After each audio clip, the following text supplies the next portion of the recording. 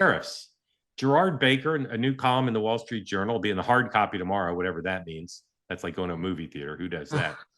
And he says, even though the Journal obviously is anti-tariff, he's like, wait a minute, the tariffs are not destroying the economy. Now he says maybe they haven't destroyed the economy yet, or maybe there's countervailing things, or maybe the tariffs aren't going to destroy the economy. Who else thinks that besides Gerard Baker? His American doppelganger. Roll number 11, please. Now, I remember along with probably most people, were saying at the beginning. Now, he does his show high, by the way. By the 4th of July, somebody had to think how the the economy was going to be tanked by then. And I was kind of like, well, that seems right to me. But that didn't happen. Now, it could happen tomorrow. I'm just saying that's reality. So let's work first from the reality of that, not from I just hate Donald Trump. Because that's boring and doesn't get us anywhere and leads you to dishonesty. Because the truth is, I don't know what his strategy is. But look, the stock market is at record highs. I know not everybody lives by the stock market, but I also drive around. I don't see a country in a depression at all. I see people out there just living their lives. And I would have thought, and I got to own it, that these tariffs were going to fucking sink this economy by this time, and they didn't.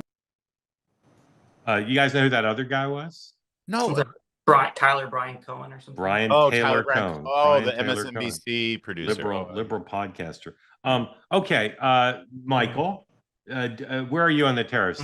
They're going to destroy the economy. They are destroying the economy. They won't destroy the economy. They might destroy the economy. Where are you? Those are your choices.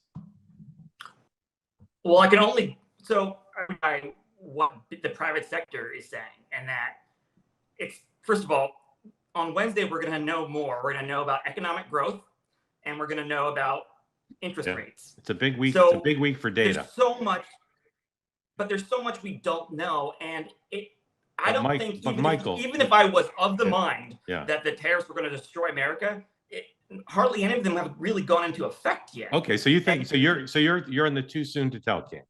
Yeah, I mean, the people who care about their profits, the business, the private sector, they have no idea because it's so unpredictable. Too soon to say. Larry is from the Phil Graham school. He hates tariffs. Trump loves tariffs, but he hates tariffs. Larry, too soon to say? What's your view on the tariffs? Phil Graham, what a nice draw that was from the old school.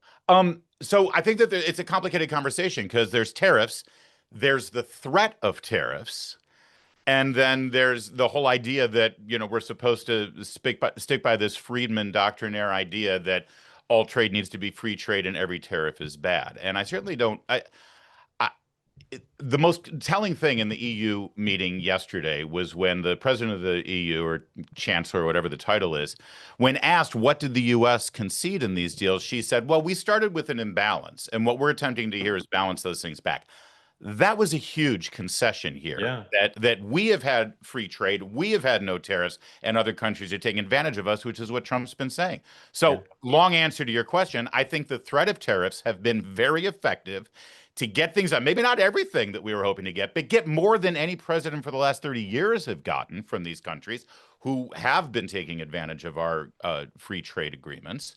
And I think that once the tariffs if they do end up going into effect, Mark, I think we got to see. I think we have to wait and see where they're targeted. Okay. If the tariffs are just going to be on Mercedes and BMWs, I mean, these are people who can pay for those big ticket items. I'll have to have you guys back once we're past wait and see. But, economic analysis aside, though, it is impressive how he just steamrolled over the EU. Amazing. And, amazing. Read Financial Times. It's amazing. And again, say what you want about Donald Trump. No other president would have or could have done this. No other one.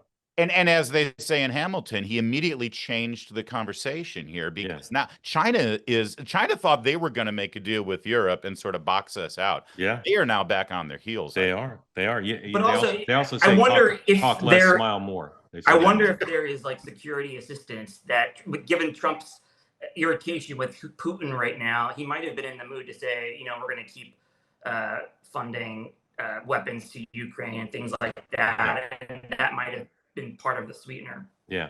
Want more great clips like that? I've got an idea. Hit the subscribe button, be part of the Two-Way community, never miss a clip, and you can always watch our full episodes, join them live, go to twoway.tv.